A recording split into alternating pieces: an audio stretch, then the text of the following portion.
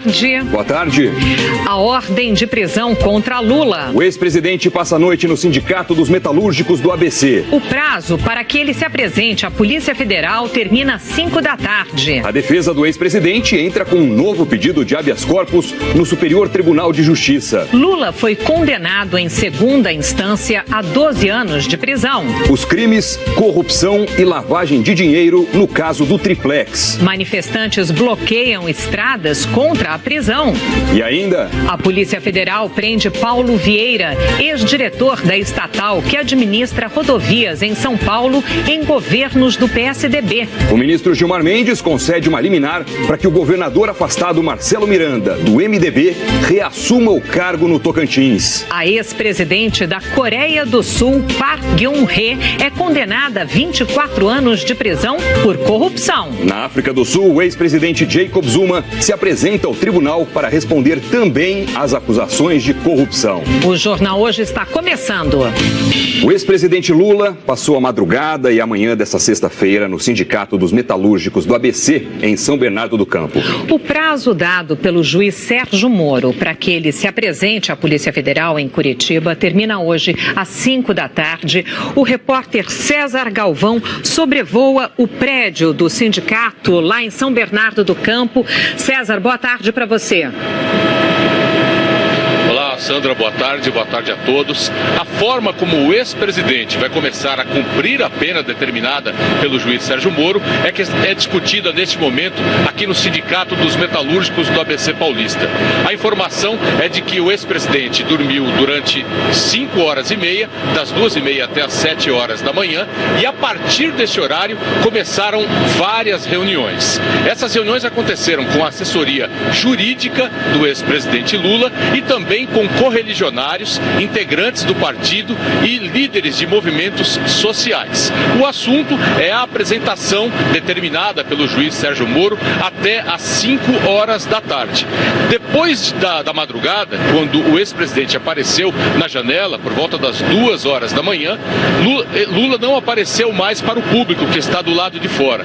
Ele continua em reunião, teria apenas tomado café, recebeu parlamentares, recebeu integrantes também de partidos políticos e mantém esta reunião. Do lado de fora, a frente do Sindicato dos Metalúrgicos em São Bernardo do Campo continua tomada. Logo cedo eram poucas pessoas, esse movimento foi aumentando bastante e agora meio quarteirão em volta do sindicato está tomado por apoiadores e também por militantes dos partidos e dos movimentos sociais. Sandra e Doni. Ok, muito obrigada pelas suas informações. Nós podemos voltar daí a qualquer momento. Doni. O juiz Sérgio Moro determinou que a pena de prisão do ex-presidente Lula seja cumprida na Superintendência da Polícia Federal em Curitiba. Quem está lá é a repórter Ana Zimmermann. É com ela que a gente fala agora ao vivo. Oi, Ana, boa tarde para você. Como é que está a movimentação aí em frente à PF?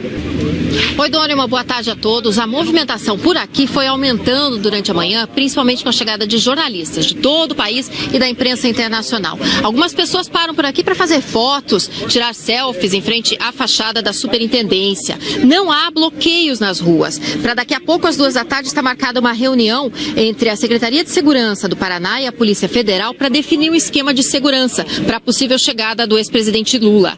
O delegado Igor de Paula, da Polícia Federal, disse que se Lula se apresentar em outra delegacia, em São Paulo, um avião da PF está de prontidão com agentes para trazê-lo para cá. E que aqui na superintendência está tudo pronto para receber o ex-presidente. Uma sala já foi preparada no 4º andar do prédio, ela tem banheiro privativo, fica longe da custódia, onde estão os outros presos aqui na carceragem da Lava Jato. Doni?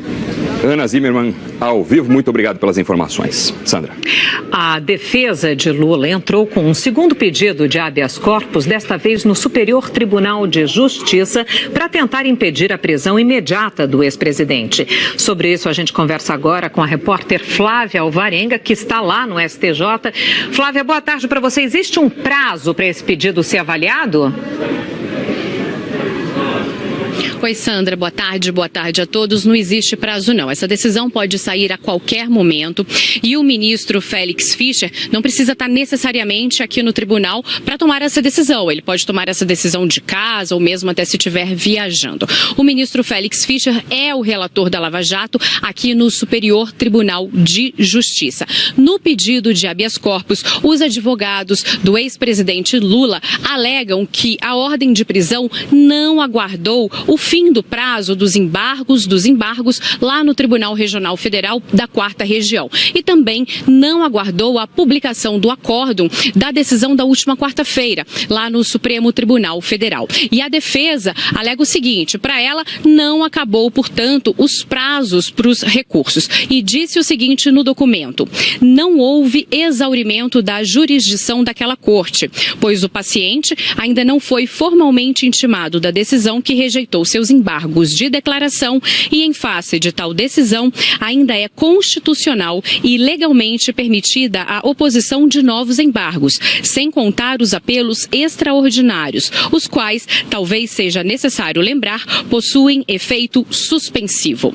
Esse é o segundo pedido de habeas corpus do ex-presidente Lula. Vamos lembrar que no dia 6 de março, a 5ª turma aqui do STJ negou por unanimidade um primeiro pedido de HC. E o ministro Félix Fischer faz parte dessa 5ª turma. A defesa do ex-presidente Lula também entrou hoje com um pedido no Comitê de Direitos Humanos das Nações Unidas para impedir a prisão do ex-presidente até que se esgotem todos os recursos possíveis. Mas, na prática, esse pedido não tem efeito aqui na justiça brasileira. Sandra. Ok, Flávia Alvarenga falando ao vivo do STJ em Brasília. No despacho que determinou a prisão, o juiz Sérgio Moro destacou o cargo já ocupado por Lula e que os pedidos de habeas corpus foram negados em tribunais superiores. A reportagem é da Dulcineia Novaes. O ofício do Tribunal Regional Federal da 4ª Região comunicando ao juiz Sérgio Moro que o processo em Porto Alegre estava encerrado e que a pena contra Lula poderia ser cumprida saiu às 5h31 da tarde de ontem.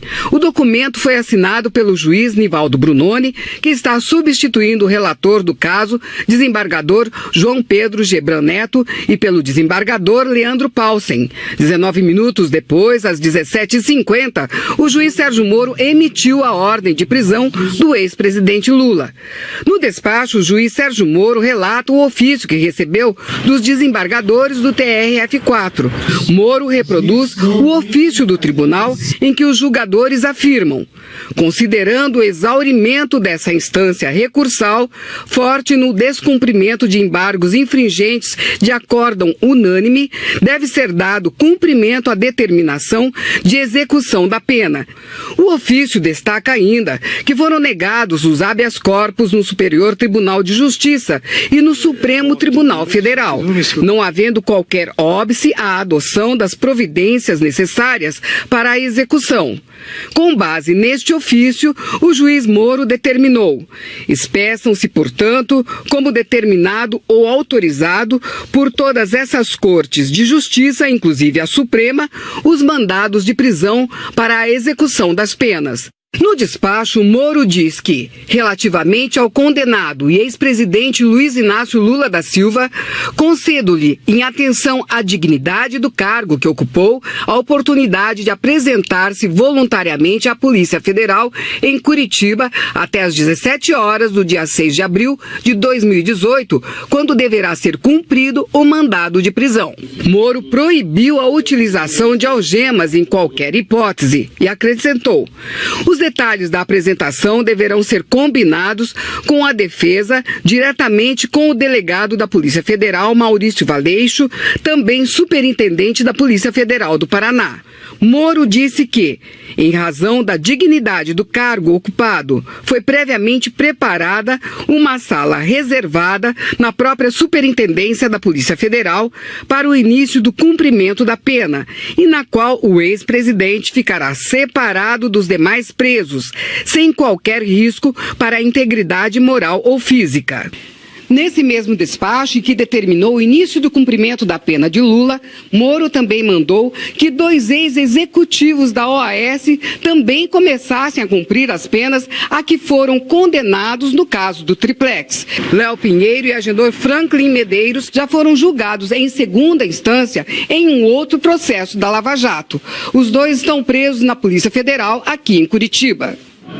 Quando chegar a Curitiba, o ex-presidente Lula ficará numa sala na Superintendência da Polícia Federal. A repórter Malu Maza tem os detalhes. A cela especial fica no último dos 5 andares da Superintendência da Polícia Federal, longe da custódia, que fica no 2º pavimento. É na custódia que estão alguns presos da Lava Jato, como Antônio Palocci, ex-ministro de Lula e Dilma, e o ex-presidente da OAS, Léo Pinheiro, que disse em depoimento que o triplex do Guarujá reservado para Lula era propina. Segundo fontes da TV Globo, a cela especial tem 15 metros quadrados, uma janela com grade externa, mesa, espaço para uma cama de solteiro, banheiro com sanitário e chuveiro elétrico funcionando. A cela não tem grades na porta e antes era um dormitório para agentes da PF que vinham para Curitiba a trabalho. Enquanto estiver preso na Polícia Federal, o ex-presidente Lula será vigiado 24 horas por dia por policiais federais que vão se revezar e terá direito a 2 horas de banho de sol. O ex-presidente terá 3 refeições: café da manhã às 8 horas, almoço às 11h30 e jantar às 6 da tarde. A comida é servida em marmitas e são permitidos apenas talheres de plástico para os presos na Polícia Federal. O ex-presidente vai poder receber visitas às quartas-feiras e os advogados podem fazer visitas em qualquer dia. E a gente volta a falar ao vivo com César Galvão, que está a bordo do Globocop, acompanhando a movimentação no Sindicato dos Metalúrgicos do ABC. Oi, Galvão, o ex-presidente Lula continua no sindicato? Doni, continua assim. Depois que o ex-presidente Lula chegou ao prédio do sindicato aqui em São Bernardo, ontem, por volta das 7 horas da noite, não saiu mais. Ele apareceu por 2 vezes na janela, depois foi dormir e hoje cedo ele se encontrou com os filhos e conversou longamente com o ex-prefeito de São Paulo, Fernando Haddad. Neste momento, lá dentro, estão parlamentares e também os advogados do ex-presidente Lula. Do lado de fora, fica a expectativa. Há um carro de som ali, discursos acontecendo e uma multidão em frente ao Sindicato dos Metalúrgicos aqui no ABC Paulista. Sandra, Doni. Obrigado, Galvão. O ex-presidente Lula estava reunido com a cúpula do PT em São Paulo quando soube ontem da ordem de prisão. A reportagem é de Bruno Tavares. O ex-presidente Lula recebeu a notícia da ordem de prisão no fim da tarde. Ele estava no Instituto Lula, em São Paulo, reunido com a cúpula do PT e líderes sindicais. O encontro era para prestar solidariedade ao ex-presidente e traçar a estratégia do Partido dos Trabalhadores depois da derrota no Supremo Tribunal Federal. Assim que soube da ordem de prisão decretada pelo juiz Sérgio Moro, o ex-presidente e a comitiva dele foram para o Sindicato dos Metalúrgicos, em São Bernardo do Campo, no ABC Paulista. Lula chegou depois das 7 da noite e recebeu colegas de partido, entre eles a ex-presidente Dilma Rousseff. Militantes do PT, centrais sindicais e do MTST marcharam até o sindicato com bandeiras e faixas em apoio ao ex-presidente. Lula apareceu várias vezes na janela do prédio do sindicato e acenou para os militantes e tirou uma foto com correligionários. O advogado do ex-presidente comentou a decisão do juiz Sérgio Moro de prender Lula. Hoje nós somos surpreendidos por esse mandado de prisão, sendo que não houve o exaurimento da jurisdição do TRF4. Em janeiro havia sido decidido que só após o exaurimento é que seria expedido um eventual mandado de prisão. Nós, na verdade, não fomos sequer intimados do acórdão que julgou os embargos de declaração. Portanto, é uma decisão que contraria a própria decisão do TRF4 do dia 24 de janeiro, quando julgou a apelação do ex-presidente Lula. É evidente que essa situação é ilegal e a defesa vai analisar e verificar as medidas cabíveis, porque não é compatível com o Estado de Direito, não é compatível com a Constituição Federal, porque a Constituição impede que haja antecipação da pena sem a decisão condenatória final, definitiva e transitada em julgado. A presidente do PT, senadora Gleisi Hoffmann, também criticou a decisão do juiz Sérgio Moro. Estamos aqui reunidos com a nossa militância aqui, que é o berço do PT, o berço do novo sindicalismo brasileiro, que foi palco de tantas lutas de resistência do povo e dos trabalhadores. Estamos aqui reunidos, exatamente discutindo com os nossos advogados as medidas a serem tomadas. É lamentável, quero dizer novamente, que um juiz pratique este tipo tenha este tipo de postura, pratique este tipo de ato. Do alto de um carro de som, a ex-presidente Dilma Rousseff e outros políticos do PT discursaram. Dilma agradeceu a presença dos militantes e disse que eles sabem como se comportar, porque não são adeptos da violência, nem da agressão, nem dos tiros, numa referência aos tiros contra a caravana do ex-presidente Lula no Paraná.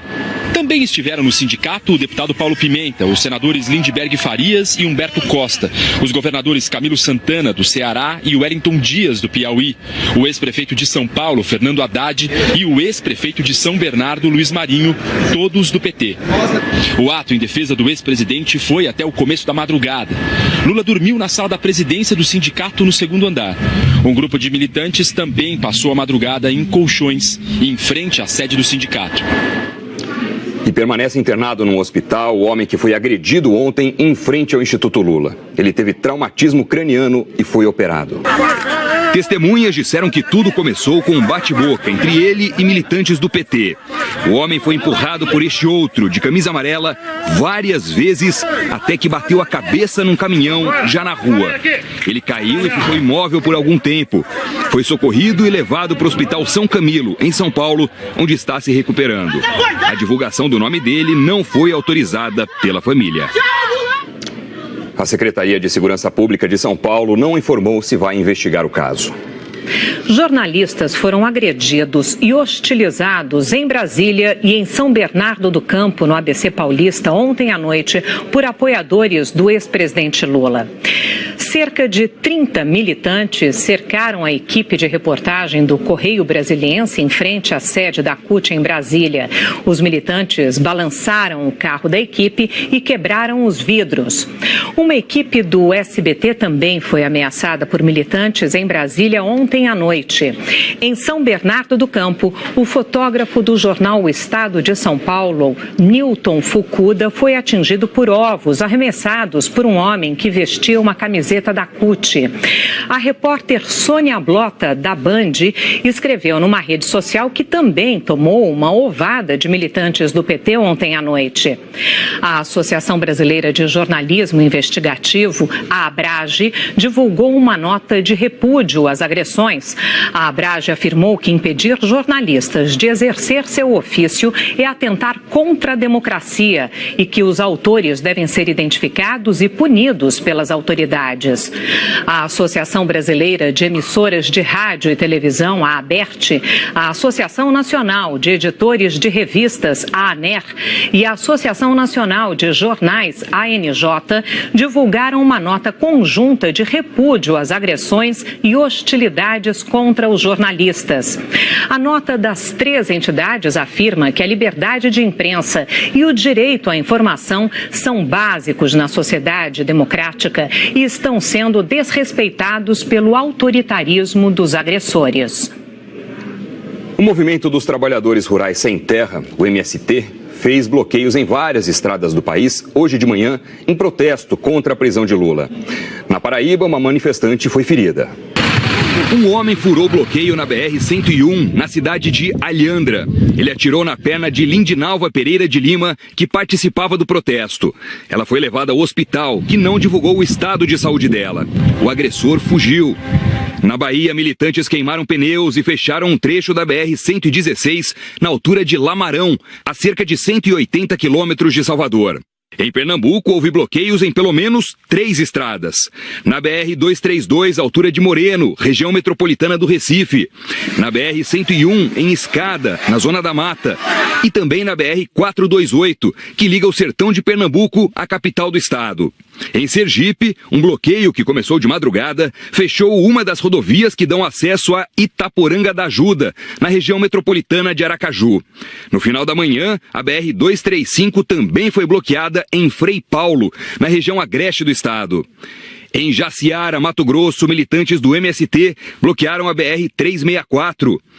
Em São Joaquim de Bicas, na região metropolitana de Belo Horizonte, o MST fechou uma pista da rodovia Fernão Dias, sentido BH. No Paraná, o maior protesto foi em Quedas do Iguaçu, onde cerca de 1.500 pessoas bloquearam um trecho da PR-476, no oeste do estado. O mandado de prisão contra Lula é resultado do processo do triplex do Guarujá.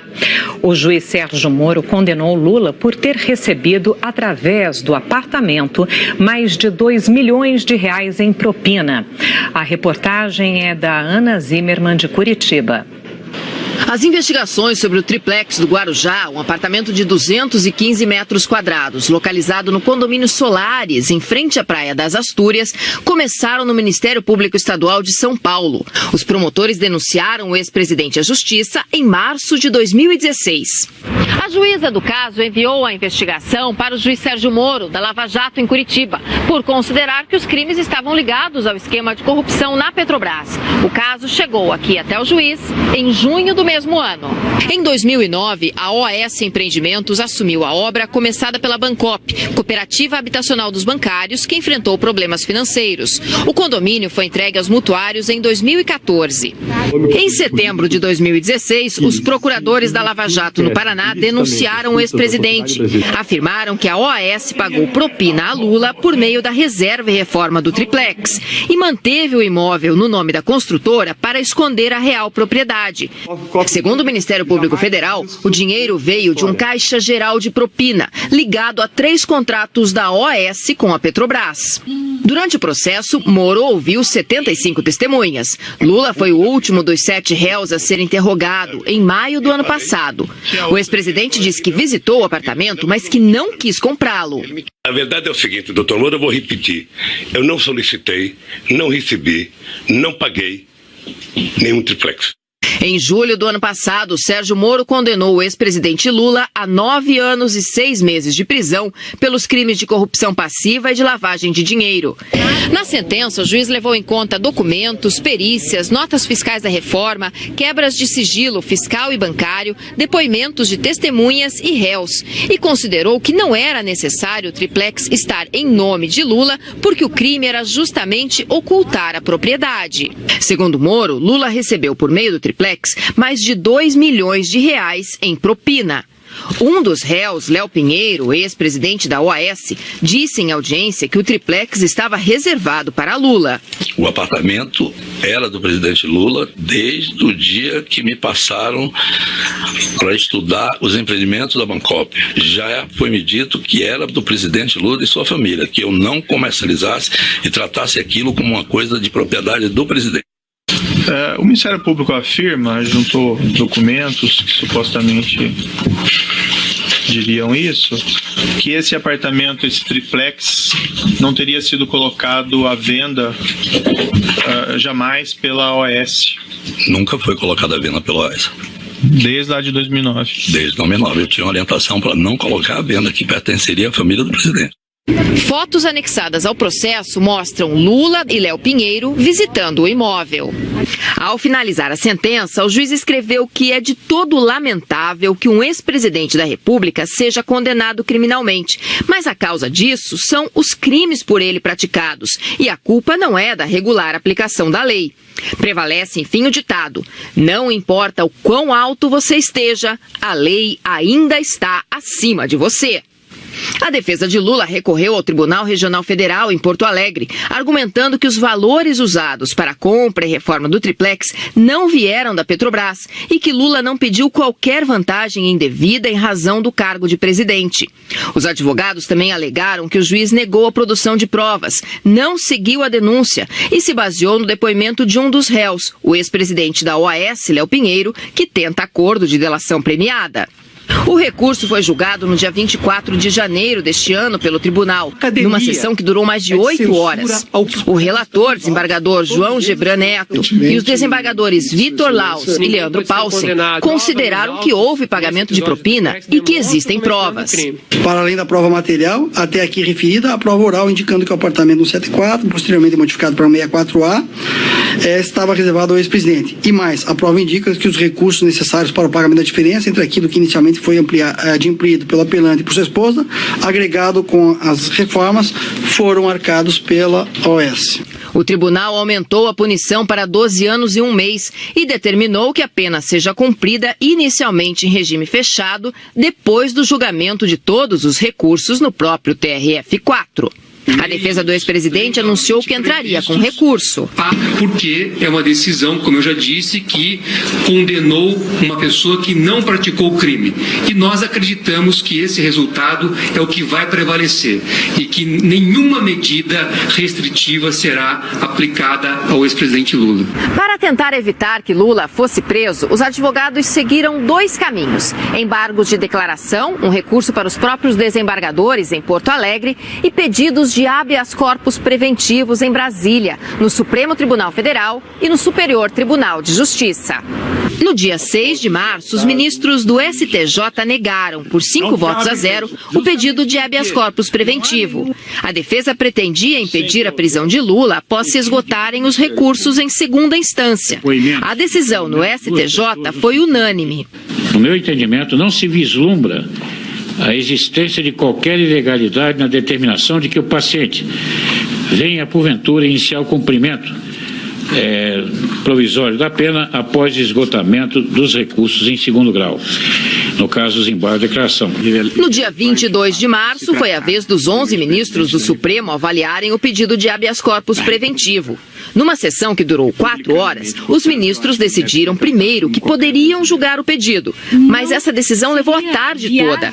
Depois, como o ministro Marco Aurélio Mello não podia continuar na sessão porque tinha um voo marcado para um compromisso no Rio, a discussão sobre o mérito do pedido de habeas corpus preventivo, ou seja, se Lula teria ou não o direito de aguardar em liberdade o julgamento de todos os recursos, acabou sendo adiada.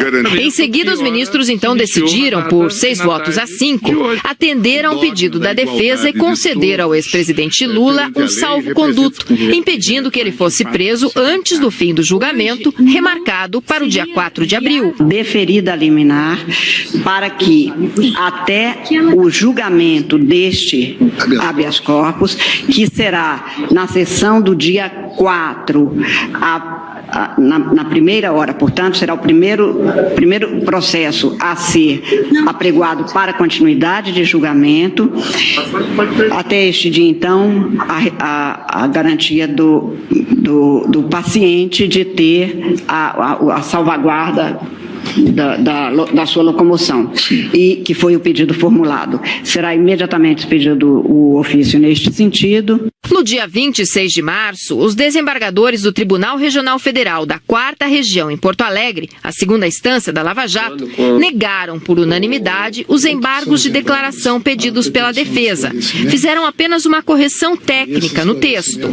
Desse modo, no processo trazido em mesa pelo desembargador Gebran sobre o número 2, a turma decidiu a unanimidade nos termos do voto do relator, conhecendo em parte dos embargos, e nesta parte dando parcial provimento, sem, contudo, que haja qualquer efeito modificativo. Não fosse o salvo-conduto dado pelo STF, a decisão do TRF4 já permitiria a execução da pena de 12 anos de prisão do ex-presidente. No dia 4 de abril, o Supremo Tribunal Federal em Brasília retomou o julgamento do habeas corpus. A sessão durou quase 11 horas e, por 6 votos a 5, os ministros negaram o pedido da defesa para que Lula não fosse preso depois da decisão do TRF4.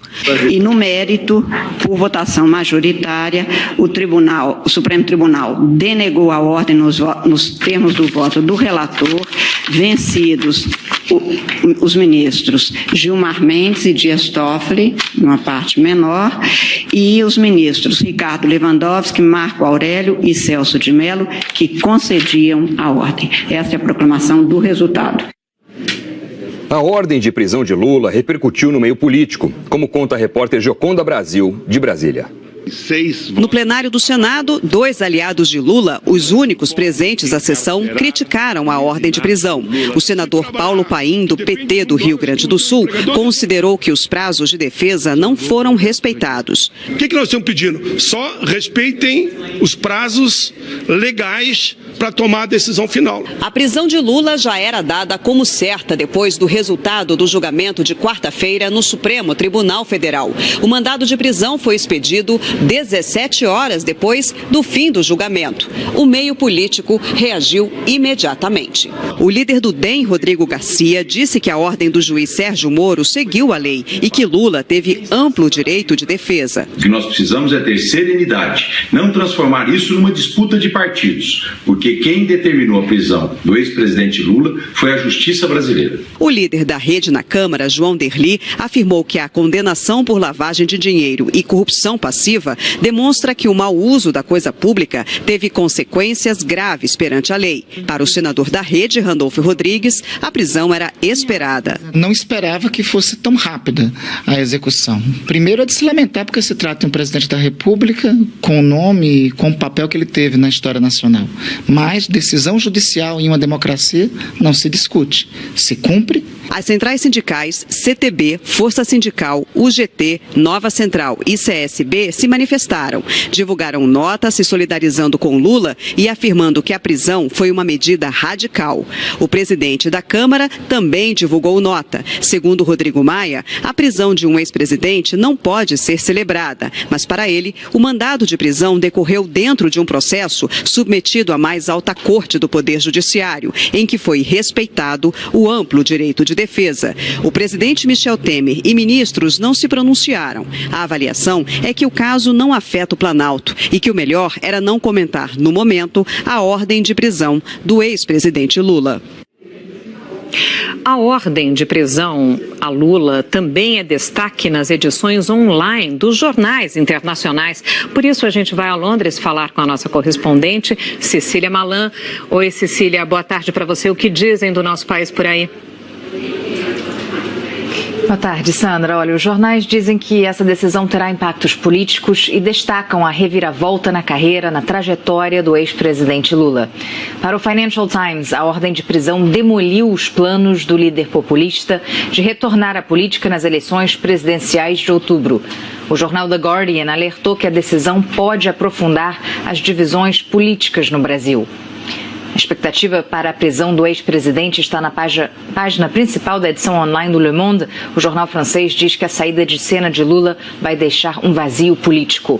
O italiano Corriere della Sera escreve que a política brasileira se despedaça em meio a reviravoltas e acusações de golpe. Nos Estados Unidos, o New York Times afirma que a maior nação da América Latina está diante de algo inimaginável há alguns anos atrás, a prisão do ex-presidente Lula. A gente segue acompanhando a repercussão internacional, Sandra. Ok, Cecília, obrigada. A Polícia Civil do Paraná divulgou ontem o laudo sobre os tiros que atingiram a caravana do ex-presidente Lula na semana passada. Os peritos analisaram os 3 ônibus que participaram da caravana. Dentro da lataria de um deles, os peritos encontraram um fragmento de bala calibre 32. Uma marca na janela também tem características de ter sido produzida por um tiro.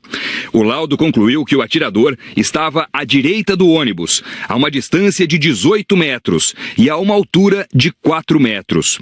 O documento não informa se os disparos foram feitos enquanto o ônibus estava parado ou em movimento. De acordo com a perícia, as marcas no outro ônibus foram produzidas por impactos contundentes, como pedradas, por exemplo, e não por tiros. Ninguém ficou ferido no ataque. O laudo vai ser anexado ao inquérito que investiga o caso. Ele não tem prazo para ser encerrado. E até agora, nenhum suspeito foi identificado. Na Coreia do Sul, a ex-presidente Park Geun-hye foi condenada hoje a 24 anos de prisão por corrupção. A reportagem é de Márcio Gomes. Num caso que mobilizou a Coreia do Sul, a promotoria pedia 30 anos de cadeia para ex-presidente Park Geun-hye e o pagamento de uma multa de mais de 110 milhões de dólares. Acusada de corrupção, abuso de poder, a primeira mulher eleita presidente da Coreia do Sul foi hoje condenada a 24 anos de prisão e multa de 17 milhões de dólares. Quando era presidente, entre 2012 e 2016, ela conspirou com uma amiga para receber propina de empresas em troca de favores do governo. Ela nega as acusações. A amiga, Choi Sun-sil, já havia sido condenada a 20 anos de prisão. Park aguardava o seu veredito presa desde março do ano passado, depois de sofrer um processo de impeachment e ser retirada do poder. Desde que foi para a cadeia, Park Geun-hye se mantém isolada e se recusa a falar sobre o caso. Ela não aceita visitas de integrantes do partido ou aliados. Sequer recebe os irmãos. Fala apenas com os advogados. Vários escândalos marcam a história da Coreia do Sul, mas Park foi a primeira presidente a sofrer um impeachment. O caso evidenciou para o país o que todos suspeitavam: as fortes ligações entre políticos e os grandes conglomerados empresariais que dominam a economia. Vários empresários foram presos na esteira desse caso, entre eles o presidente do grupo Samsung, mas que depois de um ano na cadeia foi posto em liberdade há 2 meses. E na África do Sul, o ex-presidente Jacob Zuma se apresentou hoje pela primeira vez a um tribunal. Zuma renunciou ao cargo há 2 meses e é acusado de corrupção, fraude e lavagem de dinheiro. Promotores dizem que ele aceitou propina de uma empresa de armas francesa quando era vice-presidente na década de 1990. A audiência durou apenas 15 minutos e depois de um acordo entre as partes, a análise do caso foi adiada para junho. Diante de simpatizantes, o ex-presidente se disse inocente. Os bombeiros de Contagem, região metropolitana de Belo Horizonte, procuram por uma mulher que foi levada pela chuva ontem. Vamos conversar com Eliana Marques sobre a previsão do tempo para hoje. Eliana, boa tarde. Boa tarde, Sandra. Boa tarde, Doni. Boa tarde a todos. As buscas começaram ontem à noite e a mulher de aproximadamente 40 anos pode ter caído nesse córrego. Hoje tem mais previsão de chuva na região de BH, com risco de enchente, também risco de deslizamento, e esse mesmo risco ainda existe na zona da Mata Mineira e também no sul do Espírito Santo.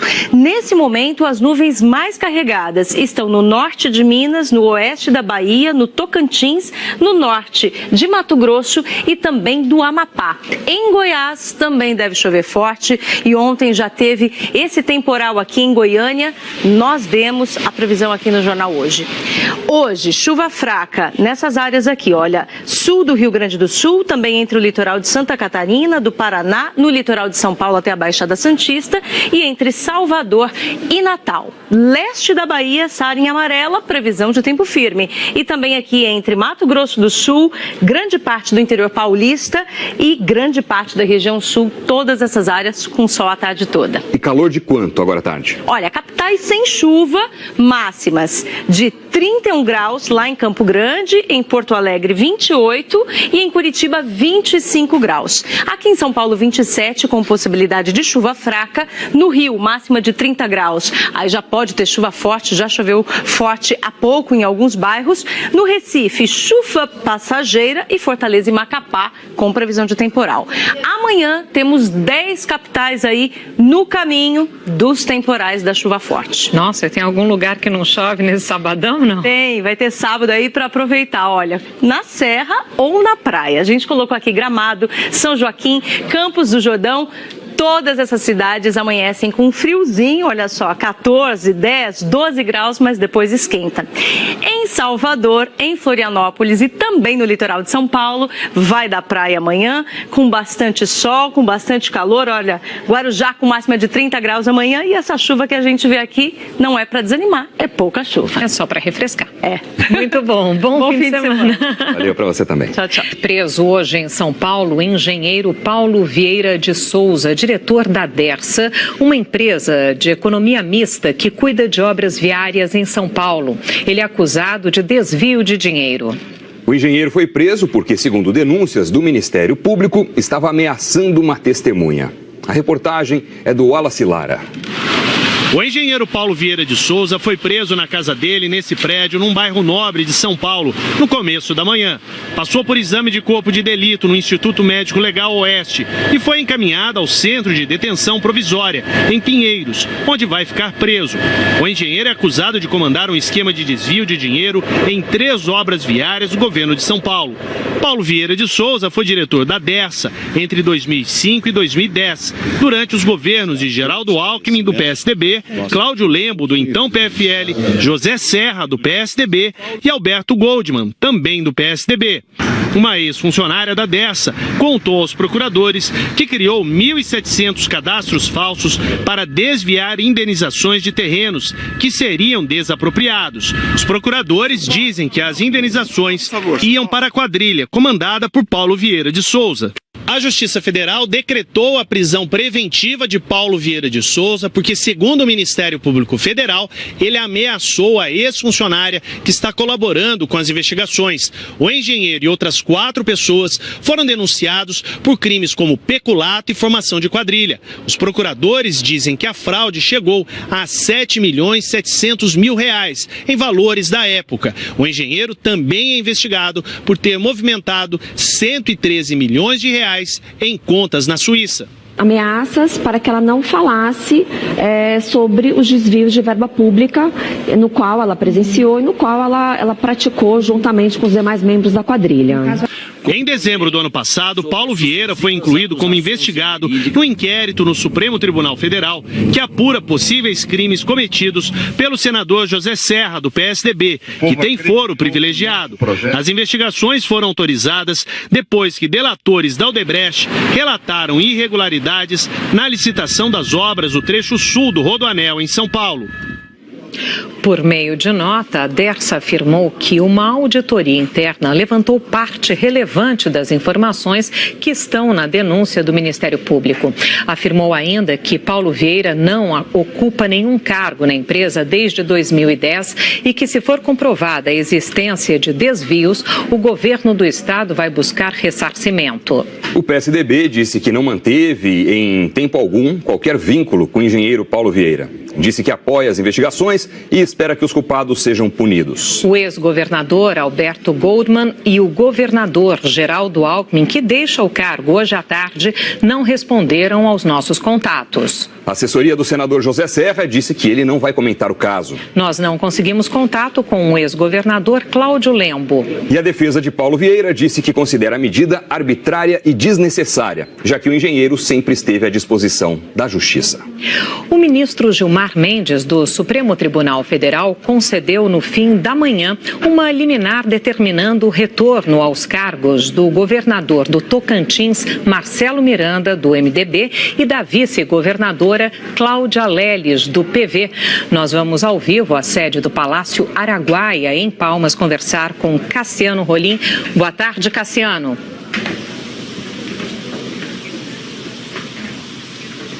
Boa tarde, Sandra, e também para todo mundo. A decisão do ministro saiu por volta do meio-dia. Gilmar Mendes determinou a suspensão da decisão do Tribunal Superior Eleitoral até que sejam julgados todos os embargos de declaração.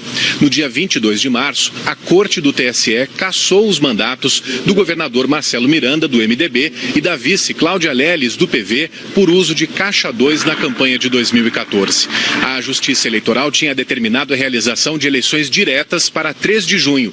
Com a decisão de hoje, segundo a Procuradoria da República Eleitoral, a eleição suplementar está suspensa. O governador interino Mauro Carlesse, do PHS, que é presidente da Assembleia Legislativa, disse que vai cumprir a decisão assim que notificado. Marcelo Miranda ainda não se manifestou. Sandra. Ok, Cassiano Rolim, muito obrigada.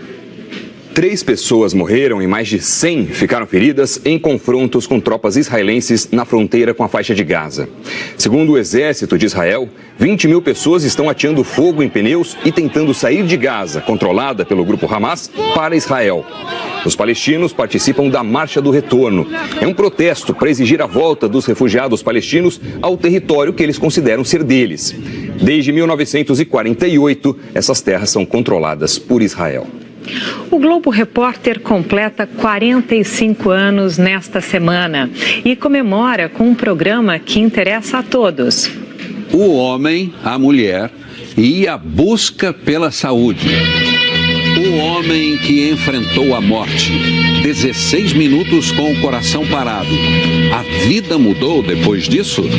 Verdades ao pé da balança. Qual dos dois sexos tem mais tendência para engordar? E para quem é mais fácil emagrecer? Médicos aconselham, mesmo depois de uma recaída, a melhor receita é não desistir. Será que os esportes coletivos podem ajudar não só aos homens, mas também às mulheres a mudar para melhor? Hoje, no Globo Repórter. 7 ministros deixaram hoje o governo. A repórter Marina Franceschini está em Brasília com detalhes pra gente. Oi, Marina, boa tarde. Oi, Doni, Sandra, boa tarde a todos. Saíram os ministros da Educação, Desenvolvimento Social, Minas e Energia, Turismo, Esporte, Meio Ambiente e Planejamento. Todos os ministros que pretendem disputar as próximas eleições têm que deixar os cargos até amanhã. Entre os exonerados, só Diogo Oliveira não será candidato. Ele deixou o Ministério do Planejamento para assumir a presidência do BNDES. E também as posses dos ministros estão previstas para a semana que vem, desses novos ministros que assumem no governo Temer. O nome do ministro da Fazenda não está entre os exonerados. Henrique Meirelles vai dar uma entrevista coletiva hoje à tarde, deve anunciar se permanece no ministério ou se vai deixar o cargo para se candidatar. Outra coisa que está movimentando bastante o cenário político é a janela partidária. Os deputados têm até a meia-noite de hoje para trocar de partido sem qualquer risco de punição por infidelidade partidária. Até agora, 51 deputados já mudaram de legenda interessados em espaço e no dinheiro que os partidos destinam às campanhas eleitorais. Até o momento, as bancadas que mais perderam deputados foram do PSB, com 8 desfiliações, MDB com 7 perdas. E as bancadas que mais cresceram, Democratas e PSL, cada uma com 8 adesões. Doni. Obrigado, Marina, pelas informações.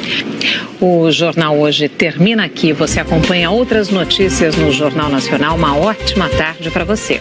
Para rever as reportagens exibidas hoje, basta ir ao Globoplay. Eu estou saindo de férias. A gente se encontra de novo no dia 2 de maio. Obrigado pela parceria, Sandra. Obrigada a você. 8 meses. Volte logo. Voltarei. Tchau, boa tarde, um ótimo fim de semana. Até segunda-feira.